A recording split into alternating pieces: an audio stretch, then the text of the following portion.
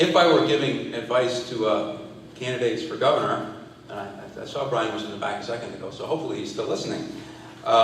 My advice would be to embrace the school choice movement with both arms. And there are several reasons for doing so, not the least of which is that school choice has a 140-year history already in place in the state of Vermont.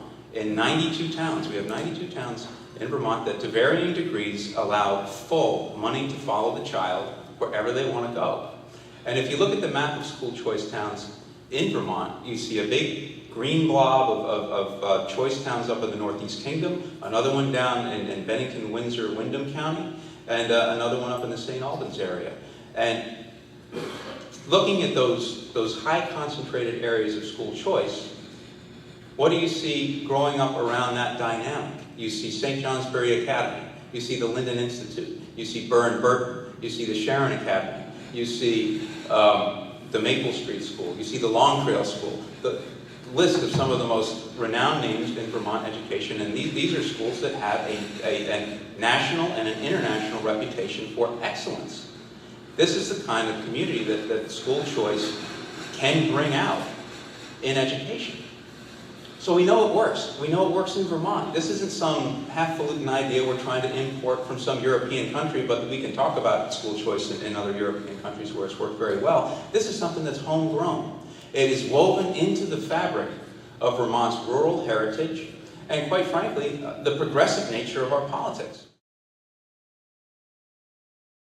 Consolidation, many thought, threatened school choice, and this brought the parents out of the woodwork. They had a hearing back in March at the State House and filled the room with 200 people in the room, and there were probably another 100 people in the hall of parents coming out saying what a wonderful part of their life school choice is, how they moved to Vermont, brought jobs here, created businesses here so they could enjoy the benefits of school choice for their children.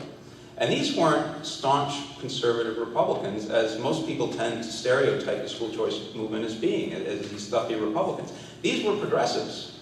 These were Democrats. And if you look at polling that's been done, the Friedman Foundation did a poll, I guess it was a year and a half ago. They polled 1,400 Vermonters. Now remember, you can accurately predict a presidential election nationally with 400. With a pool of 400. They polled 1,400 Vermonters, 89% of whom said that they would like to see school choice in Vermont. So if you're a politician, not only is this good policy, it's good politics. There's an economic development aspect to this that I see. We pride ourselves in Vermont on our creative economy and our entrepreneurialism. Let's open up creativity and entrepreneurialism to school. I think that it fits our culture very well. It fits our rural society. We have a demographic crisis. We have a demographic crisis in this state where we're losing not only our school-age kids, which have gone from 106,000 to 90,000, and it's projected lower, but we're losing our 18 to 36-year-olds, which makes sense. It's these kids' parents. How can we entice them to come to Vermont? We have a good education system, but is it enough of a difference to say, come here, bring your job, start your businesses? You're an educationally minded parent. I think if you said you will have the resources of school choice of $12,000 per child at your disposal to do what you would want to, that's a pretty powerful incentive to get people to move here. So we'll touch on a lot of this. I know Emerson's going to kick me under there if his leg is long enough for talking too long. But that's the advice that I would give to the politicians: is embrace school choice with open arms. Vermont is ready for it.